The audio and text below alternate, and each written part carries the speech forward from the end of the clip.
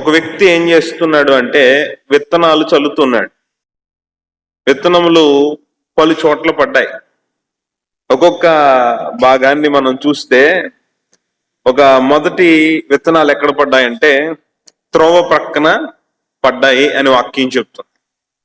ఇక్కడ దీనిలోనికి మనం ధ్యానంలోనికి వెళ్లే ముందుగా ఒకటి ఆలోచన చేద్దాం. లోకం ఎప్పుడూ కూడా ఒక సైడ్ ఆలోచన చేస్తుంది, ఒక సైడ్ విడిచిపెట్టేస్తా ఉంటుంది. దేవుని వాక్యం అలా చేయలేదు. రెండు విధాలా కూడా వాక్యం మాట్లాడుతూ ఉంటుంది. ఇప్పుడు ఉదాహరణకి ఒక రైతును చూద్దాం. ఆ రైతు బాగా పంట పండించాలంటే ఏం కావాలి? మొట్టమొదటిగా రైతుకు వ్యవసాయం చేయడం రావాలి. ఓకే కదా? ఈ మాట మీరు ఒప్పుకుంటారా? వ్యవసాయం చేయడం వస్తేనే పంట పండించగలుగుతాడు. రెండవ ప్రాముఖ్యమైన విషయం ఏమిటంటే మంచి నేల కావాలి. ఇతనికి వ్యవసాయం చేయడం వచ్చినా ఎక్కడ పడితే అక్కడ పండదుగా పంట. పంట బాగా పండాలంటే మంచి నేల కావాలి. దాని గురించి కూడా మనం ఇక్కడ చూద్దాం. మంచి నేల కావాలి. ఇప్పుడు మంచి నేల కాకపోతే, ఒకవేళ రాతి నేల అయితే అక్కడ ఎంత ఈ వ్యవసాయకుడు కృషి చేసిన ప్రయోజనం ఉంటుందా? ప్రయోజనం ఉండదు. ఇక్కడ మనం పోలిక ఎలా పోల్చుకోవాలి అంటే దేవుని యొక్క పరిచర్యలో రైతు ఎవరు? సేవకుడు అనుకుందాం. సేవకుడు బాగుగా వ్యవసాయం చేయాలి. మరి ఈ మంచి నేల ఎవరు అంటే మంచి హృదయం.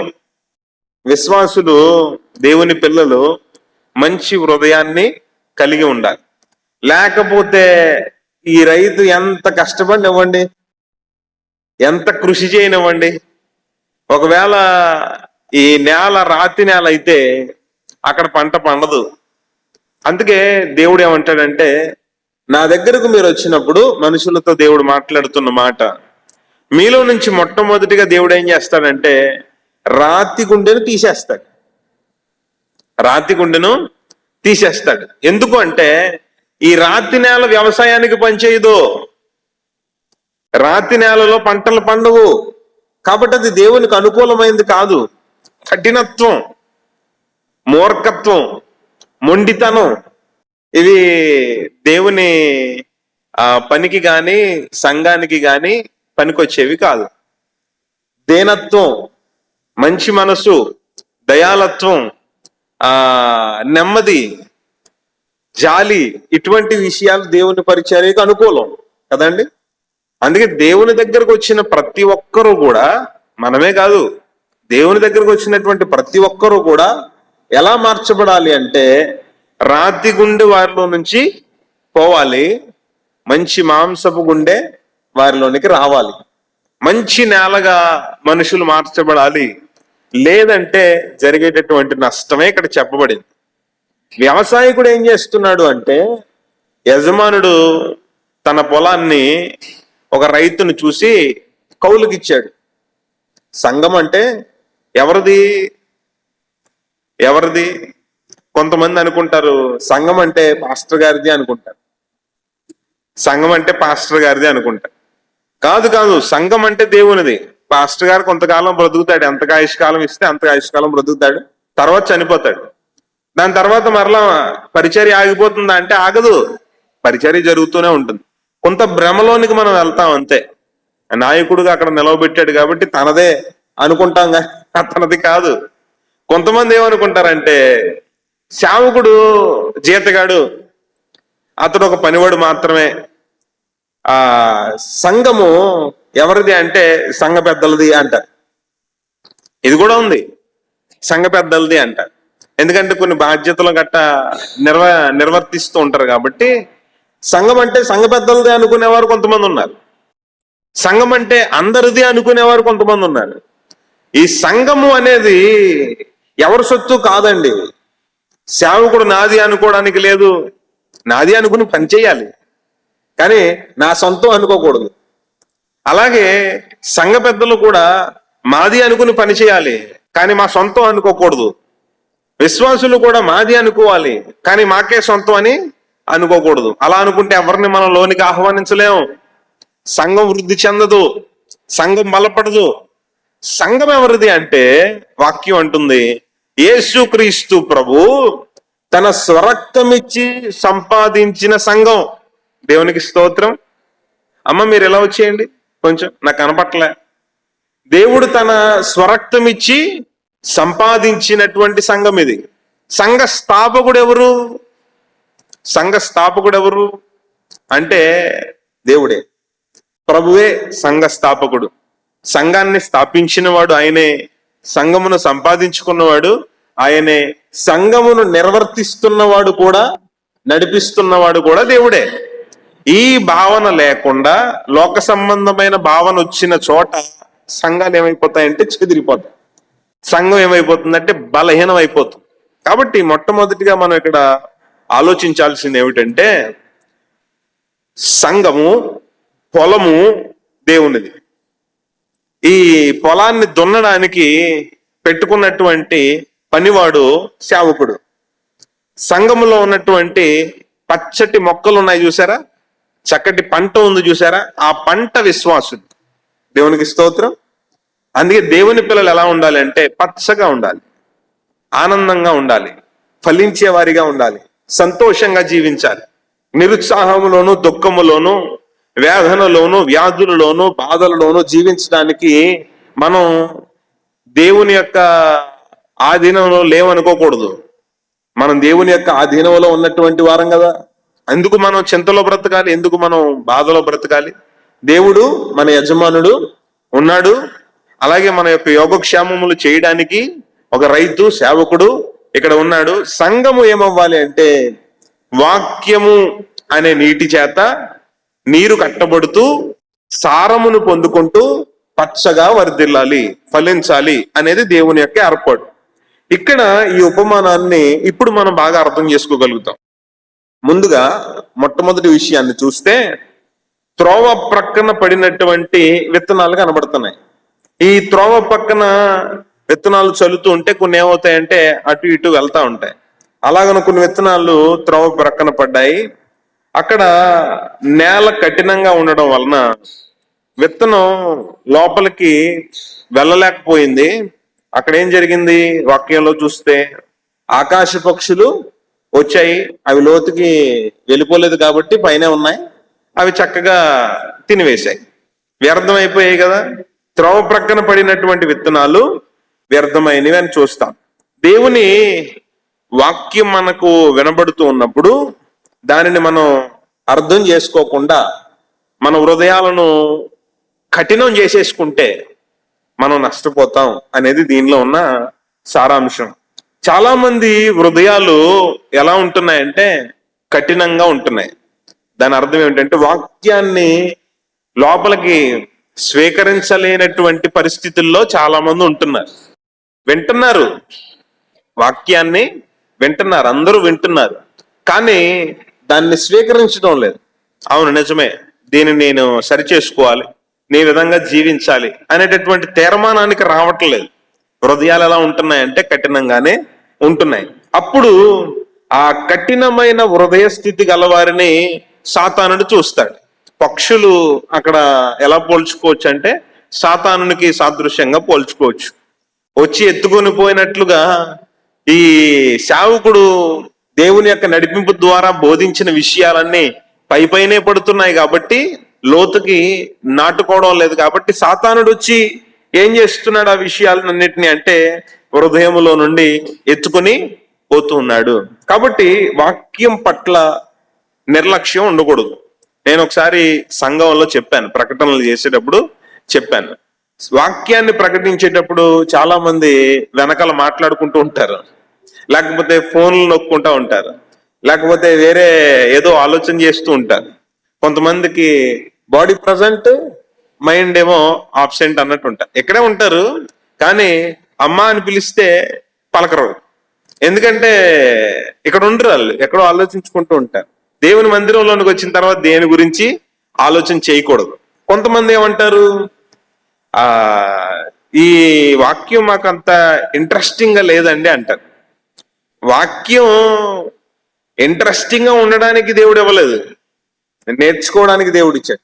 స్కూల్కి వెళ్తున్నటువంటి విద్యార్థిని మీరు అడగండి, మీకు ఇంట్రెస్టింగ్ గా ఉందా అంటే ఏమంటాడు? నాకు ఇంట్రెస్టింగ్ గా లేదు, నేను స్కూల్ మానేస్తానంటాడు.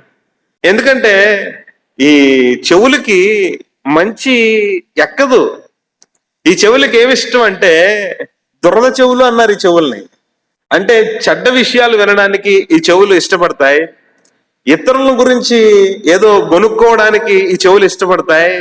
లోక సంబంధమైన విషయాలన్నిటినీ కూడా రోజంతా వినడానికి ఈ చెవులు ఏమీ అభ్యంతరం చెప్పవు. కానీ మనం మందిరంలో ఉండేటటువంటి ఆ 2 గంటల్లో ఒక 45 నిమిషాల వాక్యంలో మాత్రం నేను వినలేకపోతున్నాను బాబు అంటాయి. అప్పుడు మనం ఈ చెవులతో ఏమనాలంటే, చెవి గలవాడు ఆత్మ చెప్పుచున్న సంగతులు వినుగాక. వాక్యం చెప్తున్నది విను, ఈ చెవులకు మనం చెప్పాలి. ఈ కండ్లు కూడా అంతే, ఈ నోరు కూడా అంతే. వాక్యం చెప్పడానికి ఏమో నోరు బాగుగా తెరవండి, నేను దానిని నింపుతాను అని ప్రభు అంటే, ఈ నోరు గొడవలకు బాగా తెరుస్తుంది, ఇతరులను తిట్టడానికి బాగా తెరుస్తుంది. కానీ ప్రార్థన చేయడానికి నోరు రాదు, స్తుతించడానికి నోరు రాదు, లేకపోతే సన్నిధిలో పని చేయడానికి ఈ నోరు రాదు, మంచి విషయాలు మాట్లాడేటప్పుడు ఈ నోరు రాదు. ఎప్పుడు వస్తుందంటే ఎవరన్నా ఏదన్నా చిన్న మాట అన్నారా, వాళ్ళకంటే 2 మాటలు మనమే ఎక్కువ అనేయాలి అనేటట్టుగా ఈ నోరు ఏం చేస్తుందంటే ముందడుగు వేస్తుంది. కళ్ళు చెడును చూస్తాయి, నోరు చెడు మాట్లాడుతుంది, చెవులు చెడును వింటాయి. కాబట్టి లోక సంబంధమైన ఈ లక్షణాలను మనం జయించి ఆత్మ సంబంధమైన సంగతుల వైపు వీటిని మనం త్రిప్పాలి, ఆత్మ సంబంధమైన విషయాలు వినాలి. అందుకే దేవుని వాక్యంలో మనం చూస్తున్నాం, నిర్లక్ష్యంగా ఉండేటటువంటి వారు, హృదయాన్ని కఠినం చేసేసుకునేవారు దేవుని యొక్క ఆశీర్వాదాన్ని పోగొట్టుకుంటారు. వాక్యము ద్వారా మనం దేవుని యొక్క ఆశీర్వాదాన్ని పొందుకుంటూ ఉంటాం. దేవుని మాటలు మనకు ప్రయోజనకరమైనవి, మనకు దీవెనకరమైనవి. ఆ మాటలను మనం వినకపోతే మన జీవితాలు ఎలా బాగుపడతాయి, మన జీవితాలు ఎలా వృద్ధిలోనికి వస్తాయి కదండి. అందుకే మన హృదయాలు మనం కఠినం చేసుకోకూడదు. దేవుని పిల్లలంగా మన హృదయాలు ఎలా ఉండాలి అంటే మృదువైన మాంసపు హృదయాలను మనం కలిగి ఉండాలి. దేవుని వాక్యంలో చూడండి, సామెతల గ్రంథములో 28వ అధ్యాయము 14వ వచనం మనం చదివితే, 28వ అధ్యాయం 14వ వచనం, నిత్యము భయము కలిగి ప్రవర్తించువాడు ధన్యుడు, హృదయమును కఠినపరుచుకున్నవాడు కీడులో పడును. ఎంత స్పష్టంగా దేవుడు చెప్పాడు చూడండి. నిత్యము కూడా మనం దేవునికి భయంతో మనం జీవించాలి. ఈ హృదయాన్ని మనం కఠినం చేసుకోకూడదు. కఠినం చేసుకుంటే ఎవరికి నష్టం? మనమే నష్టపోతాం, కీడులో పడిపోతాం. మనం అయ్యగారు బోధించారు, ఫరో గురించి చెప్పినప్పుడు ఫరో హృదయం ఏమవుతుంది? కఠినపరచబడుతుంది. ఎందుకు ఆ కఠినపరచబడడం? అతను దేవుని మాట వినడం లేదు, కఠినం చేసుకుంటున్నాడు. తద్వారా ఏమొచ్చింది? కీడొచ్చింది, వాళ్ళకి నష్టం వచ్చింది. దేవుని వాక్యం ఈ వచనం అలాగనే నెరవేరింది కదా. కాబట్టి మనం ఆ పరిస్థితిని మన జీవితంలో తెచ్చుకోకూడదు. కఠినం చేసుకుని దేవుని మాటను వినకుండా శ్రమలలో పడకుండా జాగ్రత్త పడాలి. దేవుని మాటలను ఎల్లప్పుడూ భయం కలిగి విని ఆ ప్రకారం ప్రవర్తించాలి. హెబ్రీలకు రాసిన పత్రికలో 3వ అధ్యాయంలో కూడా ఈ విషయం చెప్పబడింది. 13, 14, 15 వచనాలు. హెబ్రీలకు రాసిన పత్రిక 3వ అధ్యాయం 13, 14, 15 వచనాలు.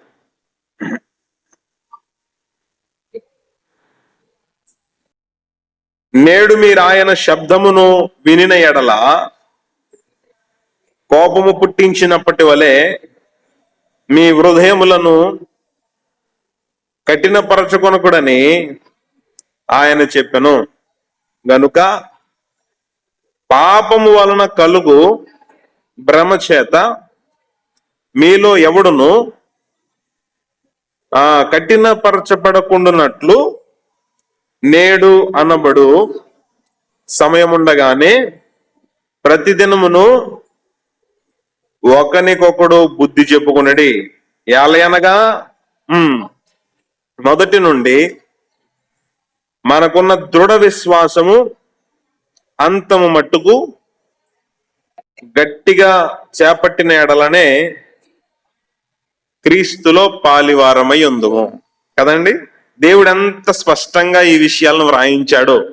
మనం పాపము వలన కలిగేటటువంటి భ్రమ చేత మనల్ని మనం కఠినం చేసుకోకూడదు. మనం చాలా జాగ్రత్తగా ఉండాలి. దేవుని యొక్క మాటలను మనం వినాలి. మొదట మనకు ఉండినటువంటి దృఢ విశ్వాసమును ఎప్పటి వరకు గట్టిగా పట్టుకోవాలంటే చివరి వరకు గట్టిగా పట్టుకోవాలి. కొంతమంది మొదట్లో చాలా విశ్వాసంగా ఉంటారు, మొదట్లో చాలా మంచి ప్రార్థనా పరులుగా ఉంటారు. కానీ కాలం గడిచే కొలది నిర్లక్ష్యం వారిలోనికి వచ్చేస్తుంది, అశ్రద్ధ వారిలోనికి వచ్చేస్తుంది. కాలక్రమేణా ప్రార్థనా సమయం తగ్గిపోతుంది, వాక్య ధ్యానం తగ్గిపోతుంది, సంఘ సహవాసానికి కూడా దూరం అయిపోతూ ఉంటారు. తద్వారా వారి జీవితాల్లో దేవుని యొక్క ఆశీర్వాదాన్ని పొందలేనటువంటి పరిస్థితుల్లో ఉంటూ ఉంటారు. కాబట్టి ఆయన అంటున్నాడు, క్రీస్తులో పాలివారై ఉండునట్లు మీరు గట్టిగా పట్టుకోనండి. మొదట మీరు ఎలాగైతే విశ్వాసంగా ఉన్నారో అలాగే చివరి వరకు కూడా మీరు దృఢ విశ్వాసంతో ఉండాలి, బలమైన విశ్వాసంతో ఉండాలి.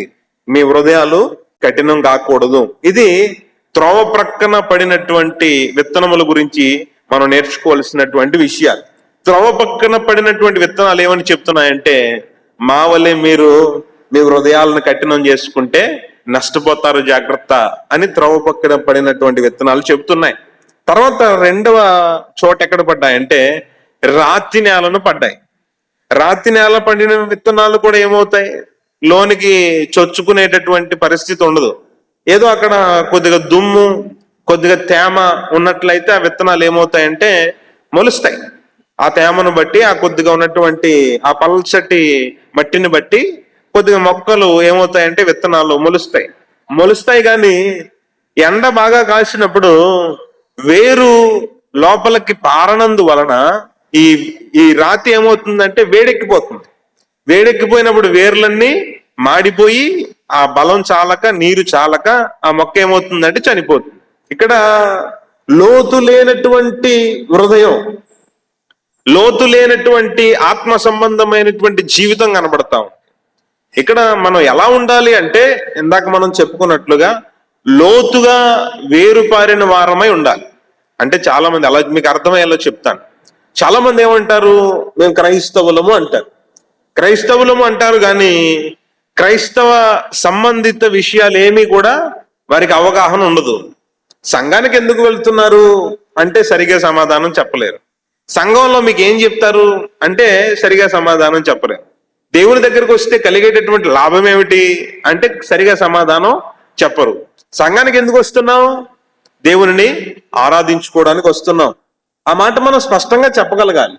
సంఘంలో ఏం చెప్తారు? లోక సంబంధమైన విషయాలు ఏమీ చెప్పరు, బైబిల్లో ఉన్నటువంటి విషయాలు చెప్తారు. బైబిల్ ఏంటి? దైవ గ్రంథం, దేవుడిచ్చినటువంటి వాక్కు. ఆ ప్రకారం జీవిస్తే మనం ఆశీర్వదించబడతాం. సంఘమునకు వెళ్ళడం ద్వారా మనకు కలిగేటటువంటి మేలేమిటి అంటే సహోదరులతో మనం సహవాసం చేయగలుగుతాం, ఐక్యతతో జీవించగలుగుతాం. సంఘం అనేది దేవుని యొక్క ఏర్పాటు. ఈ విషయాలన్నీ కూడా ఒక విశ్వాసం ఏం చేయాలంటే చాలా కాన్ఫిడెంట్ గా చెప్పాలి. కానీ విశ్వాసులు చెప్తున్నారా అంటే చెప్పలేకపోతున్నారు. ఎందుకు చెప్పలేకపోతున్నారు? ఎక్కువగా అడిగే ప్రశ్న ఏమిటంటే, ఈ లోకంలో ఎన్నో మతాలు ఉన్నాయి, ఎంతో మంది దేవుళ్ళు ఉన్నారు, ప్రభువుని ఎందుకు నమ్ముకోవాలి? వాళ్ళ ప్రశ్న రైటే. లోకంలో చాలా మతాలు ఏర్పడిపోయాయి, చాలా మంది దేవుళ్ళుగా పరిగణించబడ్డారు కాలక్రమేణా. మరి ఎందుకు ప్రభువునే విశ్వసించాలి, ఆయన నమ్ముకుంటేనే మాత్రమే ఎందుకు నిత్య జీవం లభిస్తుంది అనే ప్రశ్నకు ఆత్మ సంబంధులు సమాధానం చెప్పాలి. లోకంలో ఎక్కడా లేనటువంటి ఒక విషయం ఏమిటి అంటే పరిశుద్ధత, నీతి, యథార్థత, ఇవన్నీ కూడా దేవుడు కలిగి ఉండాలి. ఆ దేవుడు ఎవరు? యేసుక్రీస్తు ప్రభు ఒక్కడే. వేరే వారెవ్వరూ కూడా దేవుళ్ళు అని పరిగణించబడిన వారు ఎవ్వరూ కూడా పరిశుద్ధంగా జీవించలేదు, యథార్థంగా జీవించలేదు. తాము మట్టుకు ఏదో కొంత యథార్థంగా జీవించినా వాళ్ళు తమను తాము దేవుళ్ళుగా రుజువు చేసుకోలేకపోయారు. కానీ ప్రభువు తన్ను తాను నేను దేవుడను అని ఆయన రుజువు చేసుకున్నాడు. ఆయన మరణించాడు, ఆయన మరలా తిరిగి పునరుద్ధానుడై లేచాడు. పునరుద్ధానం అనేది క్రైస్తవ్యానికి ఎంతో ప్రాముఖ్యమైన విషయం. పునరుద్ధానాన్ని నమ్మని వారు ఎవరన్నా ఉన్నారు అంటే వారు నిజమైన క్రైస్తవులు కానే కాదు. మనం దేన్ని నమ్ముతున్నాం అంటే క్రీస్తు పునరుద్ధానము నమ్ముతున్నాం. ప్రభు ఏమంటాడు? నేనే జీవమును, నేనే పునరుద్ధానమును. వేరే వాళ్ళు ఎవరు లేరు. జీవం ఆయనలోనే ఉంది. ఆయనే పునరుద్ధానుడై లేచాడు. ఇక ఎవ్వరూ కూడా పునరుద్ధానులై లేవలేదు. కాబట్టి మనం పునరుద్ధానుడైనటువంటి ప్రభువును ఆరాధిస్తున్నాం, పునరుద్ధానుడైనటువంటి ప్రభువును ప్రకటిస్తూ ఉన్నాం కదండి. అందుకే ప్రభు ఏమంటారంటే, నా యందు విశ్వాసం ఉంచిన వాడు చనిపోయినను బ్రతుకును. ఆయన ఎలాగైతే చనిపోయి మరలా తిరిగి లేచాడో, ఆయన యందు విశ్వాసం ఉంచిన వారందరూ కూడా చనిపోయినా మరలా తిరిగి లేస్తారు అనేది వాక్యం చెప్తున్నటువంటి సత్యం. అందుకే ప్రభు దగ్గరికి రావాలి. ఆయన వంటి వారు ఎవరు లేరు. ఆయనకి సాటి అయినటువంటి దేవుడు లేడు. ఆయన ఒక్కడే దేవుడు. ఆయనే జీవం గలవాడు, ఆయనే సత్యవంతుడు, ఆయనే పరిశుద్ధుడు, ఆయనే పునరుద్ధానుడు. ఈ సత్యాన్ని దృఢంగా విశ్వాసులు ప్రకటించాలి. అడుగుతున్నటువంటి వారికి తెలియచేయాలి. అప్పుడే కదా వారు గ్రహించగలుగుతారు. ఇక్కడ మనం చూస్తే రాతి నేలను పడినటువంటి విత్తనాలు ఎలా ఉన్నాయంటే ఏదో పైనే ఉన్నాయి. లోతుగా పారిన అనుభవాలు వాటికి లేవు. కాబట్టి తొలగిపోయేటటువంటి అవకాశం ఉంది. చాలా మంది సంఘానికి వస్తా ఉన్నారు, కానీ వ్యక్తిగతమైనటువంటి ప్రార్థన జీవితం లేదు, వాక్య ధ్యానం లేదు, దేవునితో సహవాసం చేయడం లేదు. కాబట్టి దేవుని వాక్యాన్ని వారు వింటున్నారు కానీ ఆ ప్రకారం జీవించడం లేదు, లోతుగా వారు సహవాసం చేయడం లేదు. కాబట్టి శ్రమలు వస్తాయి, లోకంలో ఇబ్బందులు వస్తాయి, నానా విధాలైనటువంటి పరిస్థితులు. క్రీస్తు కొరకు అవసరమైతే మనం హింస భరించాల్సినటువంటి పరిస్థితి వస్తే నిజమైనటువంటి విశ్వాసులు తప్పితే రాతి నెలలు పడిన ఉంటాయా? ఉండవు. ఎందుకంటే అవి మొలకెత్తుతాయి, చక్కగా కొద్దిగా మొక్కలాగన కనబడుతుంది. కొంతకాలం అది మన రాళ్ళ రప్పల్లో చూడండి, కొన్ని మొక్కలు ఆ మూలన ఈ మూలన చేరి కొంత పెరగచ్చు, కానీ అది కొంతకాలమే ఉంటుంది. ఎండ బాగా కాస్తే వర్షాలు పడకపోతే దానికి నీరు దొరకదు. వర్షాలు పడినంత కాలం ఆ రాతి నేలలో పడింది కూడా ఏమవుతుంది, ఆ తేమ మూలంగా బ్రతుకుతుంది, కొంత పెరుగుతుంది. ఒక 2-3 పువ్వులు కూడా పూయొచ్చు కదండి. చిన్న మొక్కలు వచ్చి 2-3 పువ్వులు కూడా పూయొచ్చు. కానీ వర్షాలు ఆగిపోయిన తర్వాత, దేవుని యొక్క ఆశీర్వాదం నిలిచిపోయిన తర్వాత, లేకపోతే అనుకూలమైనటువంటి పరిస్థితులు లేనప్పుడు అది నిలవగలుగుతుందా అంటే ఎప్పుడు ఒకలాగే ఉంటుందని మనం అనుకోకూడదు. ఎప్పుడూ కూడా లోకంలో రకరకాల పరిస్థితులను మనం ఎదుర్కోవాలి. ఆ పరిస్థితులను ఎదుర్కొంటూ ఉన్నప్పుడు మనం దేవుని కోసం నిలవబడాలంటే ఎవరు నిలవబడగలుగుతారంటే లోతుగా వేరుబారిన వారు మాత్రమే నిలవగలుగుతారు. కానీ మిగిలిన వారు ఏమవుతారు? తొలగిపోతారు. కాబట్టి ఇక్కడ కూడా ఈ రాతి నేలను పడినటువంటి ఆ విత్తనాలు మనకి ఏం చేస్తున్నాయంటే లోతు లేనటువంటి అనుభవాలను తెలియజేస్తున్నాయి. మీరు గనక పైనే సహవాసం చేస్తే, మీరు గనక పైనే మేకప్ చేస్తే శ్రమలో నిలవలేరు, హింసకు తట్టుకోలేరు, ప్రభువుకు సాక్షులుగా ఉండలేరు. కష్టం వచ్చినప్పుడు మీ యొక్క విశ్వాసం చెదిరిపోతుంది. కాబట్టి వాక్యం ఏమని చెప్తుందంటే, కొలసీలకు రాసిన పత్రికలో 2వ అధ్యాయం 6-7 వచనంలో మీరు చూడండి. కొలసీలకు రాసిన పత్రిక 2వ అధ్యాయం 6-7 వచనాలు. కావున మీరు ప్రభువైన క్రీస్తు యేసును అంగీకరించిన విధముగా ఆయన యందు వేరుపారిన వారై ఆ ఇంటి వలె కట్టబడుచు. ఎలా ఉండాలి? క్రీస్తునందు వేరుపారిన వారై ఉండాలి. తర్వాత మీరు నేర్చుకున్న ప్రకారముగా విశ్వాసమందు స్థిరపరచబడుటయందు కృతజ్ఞతా స్తుతులు చెల్లించుటయందు విస్తరించుచు ఆయన యందుండి నడుచుకునడి. చూడండి, మీరు నేర్చుకున్న ప్రకారం మీరు విశ్వాసంలో స్థిరంగా ఉండాలి. కృతజ్ఞతాస్తుతులు ఎల్లప్పుడూ చెల్లించాలి. మీరు ఎల్లప్పుడూ ఆయన యందుండి నడుచుకోవాలి, దేవుని యందు ఉండాలి ఎప్పుడూ కూడా. ఒకసారి ఉండి ఒకసారి ఏమో నాకు దేవుడు అంటే ఏంటో తెలియదండి అన్న అనుభవాలు ఉండకూడదు. ప్రభుతో ఉన్నటువంటి శిష్యులు ప్రభువు వారు ఆయన సమయం వచ్చినప్పుడు తాను ఆ రోమా సైనికులు అప్పగించుకున్న తర్వాత మీ ప్రభు శిష్యులు ఎవరు అని వెతుకుతా ఉంటే ఈ చలి కాచుకుంటూ ఉన్నారు వీళ్ళు. అక్కడికి వచ్చి మీరు ప్రభుతో కూడా ఉన్నవారే కదా అని వాళ్ళని ప్రశ్నిస్తే ఏమన్నారు? లేదు లేదు మాకు తెలియదు బాబు అన్నారు. అప్పటిదాకా ప్రభుతో ఉన్నారు, అప్పటిదాకా ప్రభుతోనే తిరిగారు, ప్రభుతో తిన్నారు, ప్రభుతో ప్రార్థన చేశారు, అన్ని చోట్లకి ప్రభుతో వెళ్ళారు.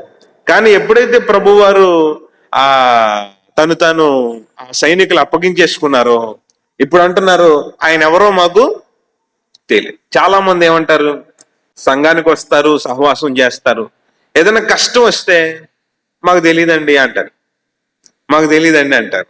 ఆ పాస్టర్ గారు ఎవరో తెలీదు, ఆ సంఘం ఎవరో తెలీదు, అక్కడ ఉన్నటువంటి విశ్వాసులు ఎవరో తెలీదు, అక్కడ ఉన్నటువంటి సమస్య ఏమిటో అసలు మాకు తెలీదు అంటారు. ఎలాంటి వాళ్ళు ఉంటారా అంటే ఉంటారు లోకంలో. మేము వెళుతున్నాం, చాలా కాలం నుండి ఆ సంఘం ఉంది, ఆ సంఘంలో సరైనటువంటి పద్ధతి నడుస్తుంది, సేవకులు మంచి వాళ్ళు, పెద్దలు మంచి వాళ్ళు, మా తోటి సహోదరులు సహోదరులు మంచి వాళ్ళు, ఇలాగున్న సాక్ష్యం చెప్పాల్సినటువంటి వాళ్ళు మాకు ఎందుకు వచ్చిన గొడవ అన్నట్టుగా వెళ్ళిపోతారు.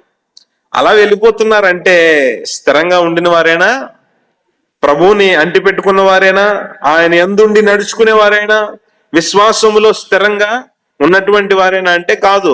అందుకే వాక్యం చెప్తుంది, క్రీస్తును మీరు అంగీకరించిన విధంగా మీరు ఆయన యందు వేరు పారిన వారై ఉండాలి, విశ్వాసంలో స్థిరంగా ఉండాలి, కృతజ్ఞతాస్తుతులు చెల్లించాలి, మీరు విస్తరించాలి, విశ్వాసంలో మీరు బలపడాలి, ఆయన యందు మీరు నిలిచి ఉండాలని వాక్యంలో చాలా స్పష్టంగా చెప్పబడింది. తర్వాత యాకోబు వ్రాసిన పత్రికలో 1వ అధ్యాయం 2-3 వచనాల్లో చూస్తే అక్కడ కూడా చెప్పబడింది, నా సహోదరులారా మీ విశ్వాసమునకు కలుగు పరీక్ష ఓర్పును పుట్టించునని ఎరిగి మీరు నానా విధములైన శోధనలలో పడినప్పుడు అది మహా ఆనందమని ఎంచుకొనుడి. విశ్వాసంలో మనకు ఓర్పు కలుగుతుంది, ఆ ఓర్పు మనకెంతో అవసరం.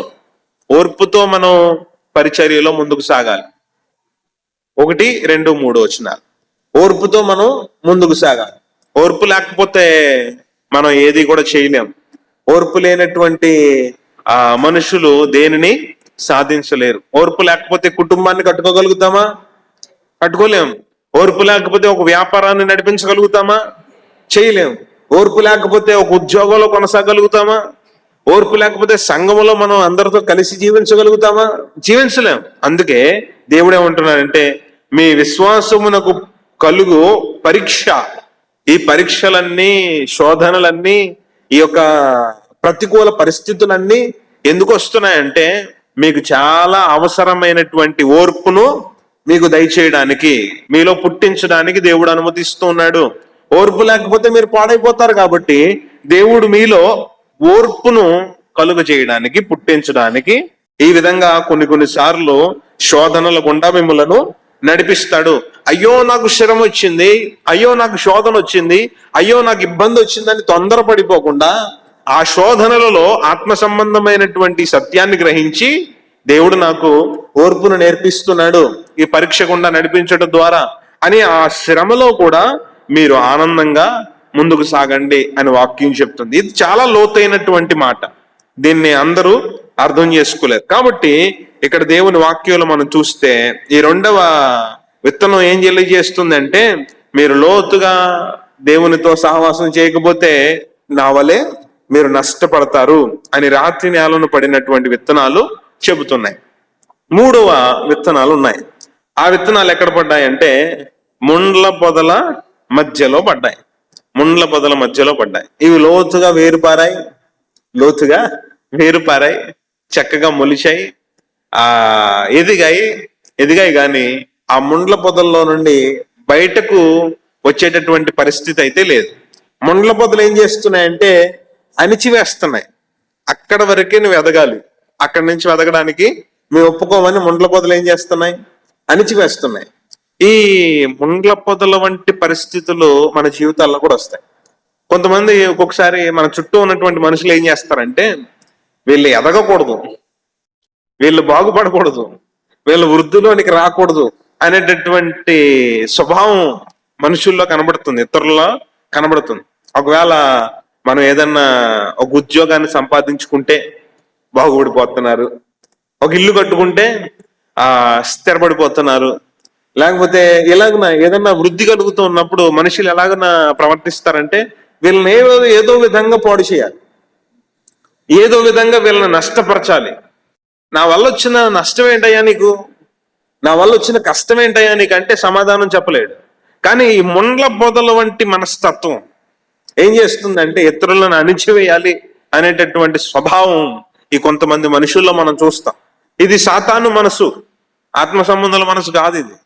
కొంతమంది దౌర్భాగ్యకరమైనటువంటి పరిస్థితి ఏంటంటే ఆత్మ సంబంధాలు కూడా అలాగే మాట్లాడతారు, ఆత్మ సంబంధాలు కూడా అలాగే ప్రవర్తిస్తూ ఉంటారు. తోటి సహోదరుడు వృద్ధిలోనికి వస్తూ ఉంటే, బాగుపడతా ఉంటే సంతోషించాల్సినటువంటి సహోదరులే ఏం చేస్తారంటే ఏడుస్తారు, బాధపడతారు. దేవుడు ఆ పరిస్థితులను చూస్తాడు. భయం కలిగి, ఇందాక మనం చెప్పుకున్నట్లుగా భయం కలిగి దేవుని యందు మనం ప్రవర్తన కలగాలి, ప్రవర్తనతో నడుచుకోవాలి. దేవుడు అంటే భయం లేకపోతే ఇష్టానుసారంగా ప్రవర్తిస్తే దానికి తగినటువంటి ప్రతిఫలాలు మనం అనుభవించాలి. దేవుడు చెబుతున్నాడు ఆత్మ సంబంధులు ఈ విధంగా ఉండడానికి లేదు. లోకం సాక్షాత్తు లోకరక్షకుడు అయినటువంటి ప్రభు ఈ లోకానికి వచ్చినప్పుడు లోకం ఏం చేసింది? ప్రభువును కూడా ముండ్ల పొదను, ముళ్ళ కిరీటాన్ని, ఈ ముండ్ల పొదనే అల్లి కిరీటంగా చేసి ఆయన నెత్తి మీద పెట్టి కొట్టారు. దాని అర్థం ఏంటంటే ఈయన నేను రక్షకుడిని అని చెప్తున్నాడు, నేను దేవుణ్ణి అని చెప్తున్నాడు, కాబట్టి ఈయన అణిచివేయాలి అని ఆ చుట్టూ ఉన్నటువంటి మనుషులు, ఆ చుట్టూ ఉన్నటువంటి సాంప్రదాయాలు, ఆ చుట్టూ ఉన్నటువంటి సాతాను సంబంధికులు ఏం చేశారంటే ఆయన మీద ముళ్ళ కిరీటాన్ని పెట్టి ఆ ముండ్లు ఈ తలలోనికి దిగబడిపోయేలాగున కొట్టారు కదండి. నాకే ఈ అనుభవాలు ఎదురవుతున్నాయని మీరు అనుకోవద్దు, నా చుట్టూనే నా కీడు కోరుకునేటటువంటి మనుషులు ఉంటున్నారని మీరు అనుకోవద్దు. ప్రభువే లోకంలోనికి వచ్చినప్పుడు ఆయన చుట్టూ మనుషులందరూ చేరి ఏం చేశారని వాక్యం చెప్తుందంటే ముండ్ల కిరీటం ఎత్తున పెట్టి కొట్టారు, ఆయనను అణిచివేయడానికి ప్రయత్నం చేశారు. కానీ ప్రభువు అణిచివేయబడ్డా? లేదు. ఆయన అందరూ సిగ్గుపడే రీతిగా ఆయన చెప్పిన రీతిగానే 3వ దినాన్న మరలా తిరిగి లేచాడు. అట్టి ప్రభువును మనం ఆరాధిస్తున్నాం, ఆయన పిల్లలు మనం. సాతాను లక్షణాలతో మనుషులు మన చుట్టూ ప్రవర్తించినప్పటికీ మనం ప్రభువు వైపు చూడాలి. ఎవరు ఏ విధంగా మనల్ని అణిచివేయాలనుకున్నా, పాడు చేయాలనుకున్నా, నాశనం చేయాలనుకున్నా, కీడు చేయాలనుకున్నా దేవుడు ఆ కీడేమి ఎవ్వరికి తన పిల్లలకు చేయనివ్వడు. మనం ఎవరు అణిచివేస్తే అణిచిపోవడానికి ఏర్పాటు చేసుకోలేదు దేవుడు. ఆయన తన చిత్త ప్రకారమే నడిపిస్తున్నాడు. దేవుని మీద సంపూర్ణంగా మనం ఆధారపడాలి, ఈ సత్యాన్ని గ్రహించాలి. లోక సంబంధమైనటువంటి ఆలోచనలతో చాలా మంది, ఈ చింతలతో, ఈ లోక సంబంధమైనటువంటి ధనాపేక్షతో, లోక సంబంధమైనటువంటి భోగభాగ్యాల కోసం ఈ ముండ్ల పొదలలో చిక్కుబడి ఏమైపోతున్నారంటే అణిచివేయబడుతున్నారు. ముందుగా మనం ఏం చెప్పుకున్నామంటే ఇతరులు అణిచివేయడం గురించి మనం చెప్పుకున్నాం. ఇప్పుడు తమ్మును తామే అణిచివేసుకుంటున్నటువంటి పరిస్థితి ఉంది. ధనాపేక్షతో మనుషులు ఏం చేసుకుంటున్నారంటే తను తామును అణిచివేసుకుంటున్నారు. లోక సంబంధమైన భోగభాగ్యాల కోసం ఆశపడి తమ్మును తాము అణిచివేసుకుంటున్నారు.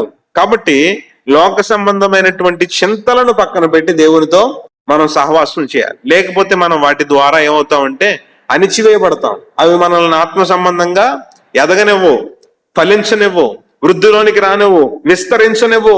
కాబట్టి జాగ్రత్తగా ఉండాలి. ఈ ముండ్ల పోతులు మనకి ఏం చెప్తున్నాయంటే మావలే మీరు చుట్టూ వీటినన్నిటినీ ఏర్పాటు చేసుకుంటే, చుట్టూ వీటన్నిటిని మీరు పెట్టుకుంటే, చింతలను పెట్టుకుంటే, ఈ చింతగల హృదయాన్ని మీలో పెట్టుకుంటే మీరు అణిచివేయబడతారు.